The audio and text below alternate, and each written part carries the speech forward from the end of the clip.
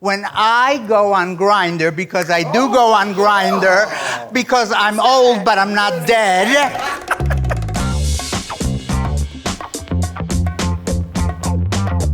Hi.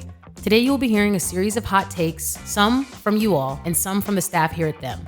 And within those, you will be trying to guess if different age groups agree or disagree. The age groups will range from the 20s and go all the way up to 50 plus. Okay, we're gonna start with the 20s. T for T dating is no better than dating cis people. I think the 20s group is kind of in between because they're really open to all these days. I think the 20s is getting better. You think the 20s is more open-minded than other generations? I think so. You think I'm more open-minded? I hope so. Are you single? I am a single woman, yes. I am not. Nobody's business. Yes, I am single. At my age, you become very comfortable. How long you been single? I've been single for quite some time. 5 years, 10 years? 3 years, 2 years. 32 or 2? 2 years. Oh, I thought you said 32 years. No, you're giving me too much age here, okay? So I think that you all 20-year-olds have more of a balanced pool to date from as far as cis or trans. So I think you all agree. Well, I have several thoughts. So, I think your generation's more ambidextrous. Ambidextrous? Ambidextrous. Okay. How you spell that? Fuck you. I'm here in this section. All right. What's dating been like for you? Yeah, dating's been pretty difficult, I'd say. Dating for me has been a mixed bag. It helped me learn more what I want in a relationship and who I'm actually attracted to and who I just kind of want to look at for a while and then never see again. I don't date. I don't have time. I don't have time. I've been in relationship with the whole damn community. And I've had to make the conscious decision that no one person can handle all the responsibility I have to take care of a community. How you pinning? I'm kind of where Cayenne is. I feel like there really is no difference because at the end of the day, like, you know, men are men. However, when you're dating T for T, they kind of do understand what a transition is, what our bodies might go through, what our mental might go through, that someone cisgender, you might have to like teach them. Yeah, I guess I'm here. I guess. I think we're kind of screwed either way it goes. Yeah. Damn. Yeah. I mean, I've had somewhat better relationships with trans men, but I've also been really hurt by trans men, you know? And I feel like there's like, Take your time, you know, Pastor, take your time. Right? And I feel like there's like this thing that happens where people think someone's like assigned female at birth, that they like can't cause you harm. And that's just not true. If I actually show you how mad I am in this moment, then you'll say, oh, there it is, you're being a man. I'm going to also put it here because I do think no matter what, shit's messy. The cis people aren't gonna get it, but trans people also, I feel like if you're not on the same like level transition-wise, it's kind of like, I date women, so I would be dating a trans woman. Yeah. It's giving like, do you wanna be with me or do you want to be me sometimes? I've seen that so many goddamn times. And you gotta figure your shit out if you're gonna date a trans woman like that. You gotta be on the same level. That's so real. Yeah.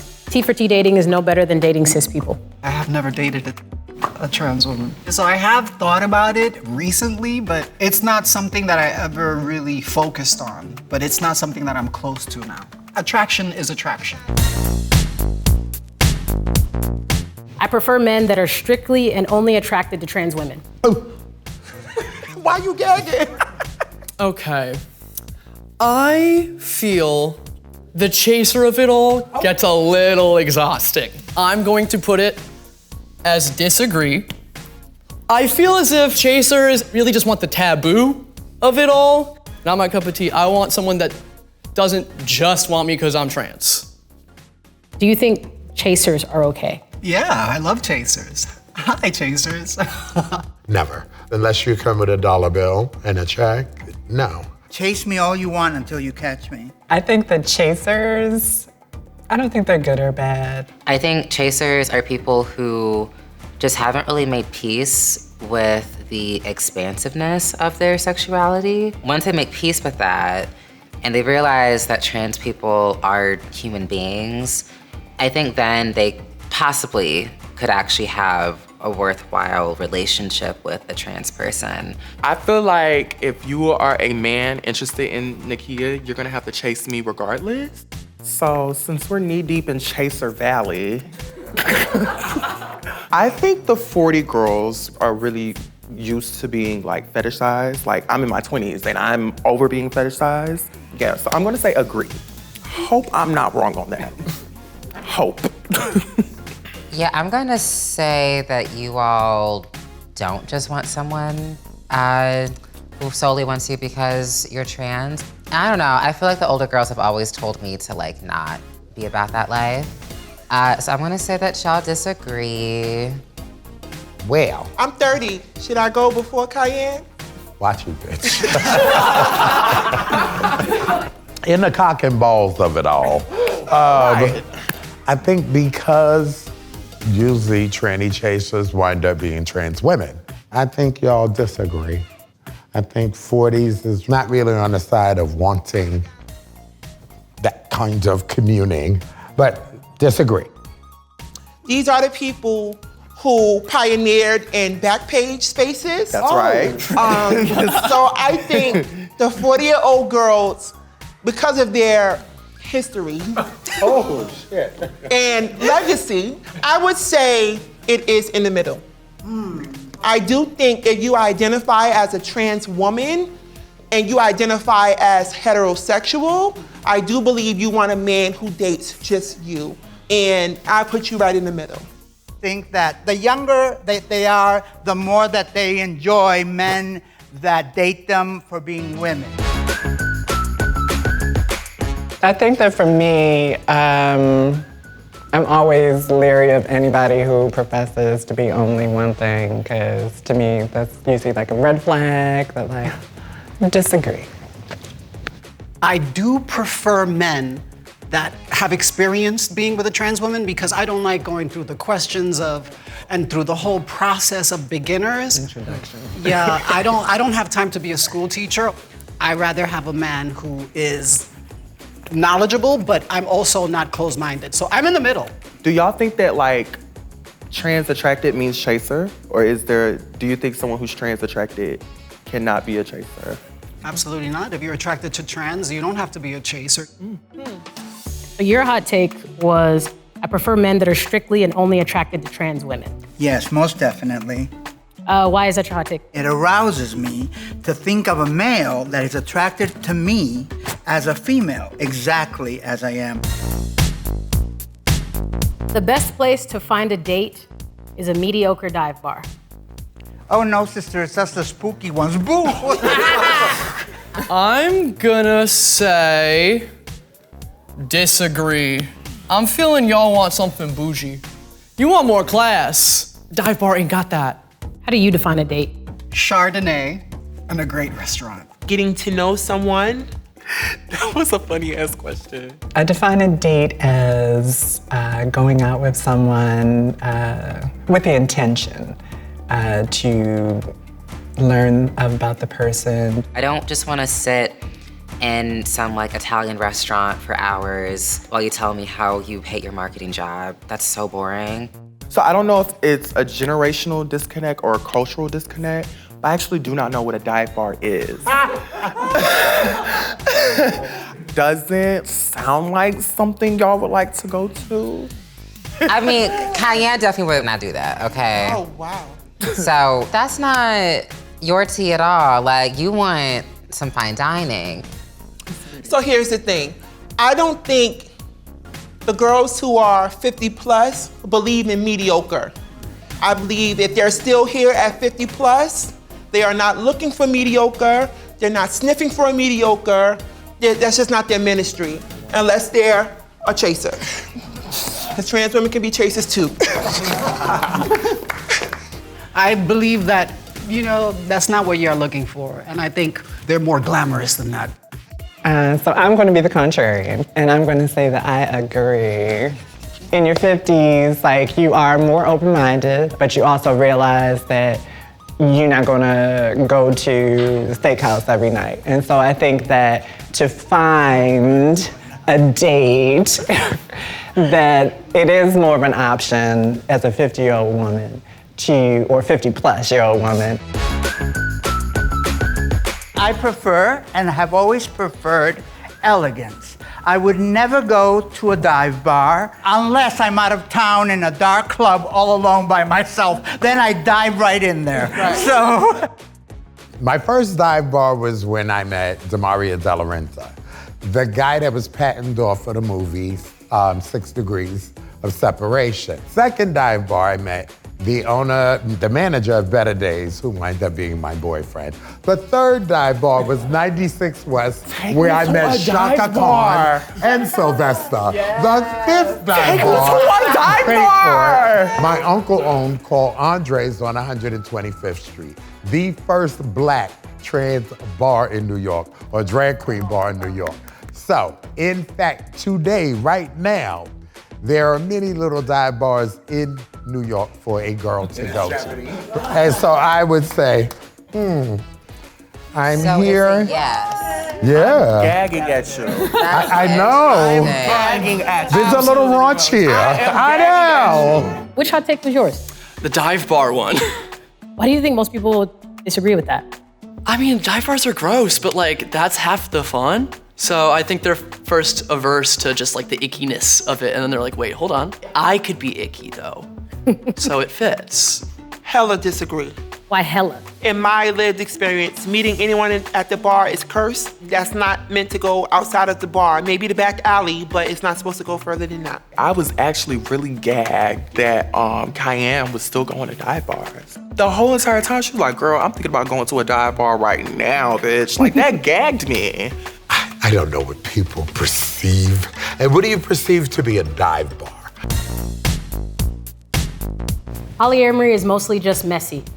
I'm going to say agree. Because, like, for real, too much effort. Too much time, I think. And I feel like the 30s, they're gonna agree with that. We want security, we want stability. That's my thought.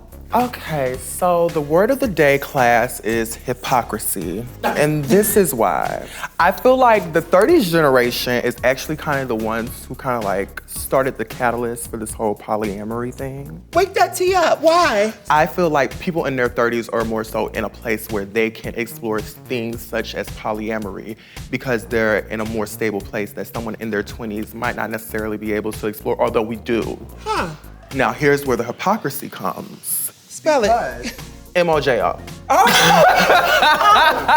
No, but here's where the hypocrisy comes, because even though I do think people in their 30s are like the ones that you see talking about polyamory and they're the polyamorous ones, I also think that a lot of people in their 30s, 9 times out of 10, are also going to like agree like that's messy and that they wouldn't necessarily do it, although a lot of people in their 30s might be the ones who do it.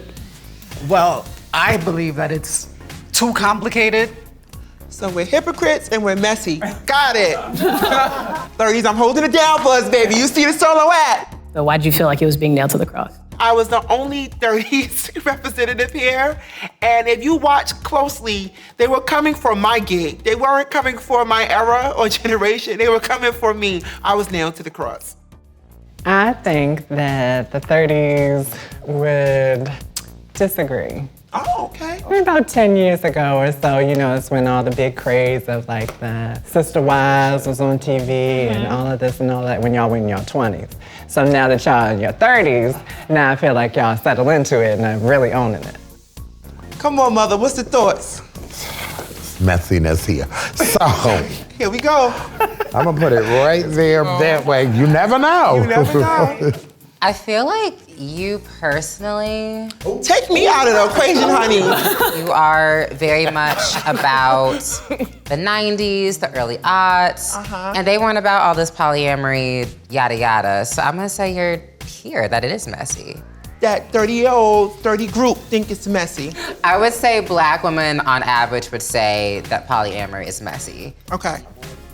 Well, I disagree. I don't think she does think it's messy. Not because me, 30-year-old. Oh, 30-year-old. Not Not her, but all of the other 30-year-olds. I think that they do not think it's messy. I think they enjoy it. I think they're very open-minded. When I go on Grindr, because I do go on Grindr, because I'm old but I'm not dead. When I go on there, I see many, many younger people that enjoy that.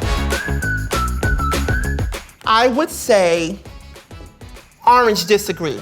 And the reason I say Orange disagree is because I think we're being summed up in that millennial bunch of the 40-year-olds, right? So I think the 40-year-olds are the ones who are more zealous about how they couple, as we're the 30-year-olds, we grew up on the internet.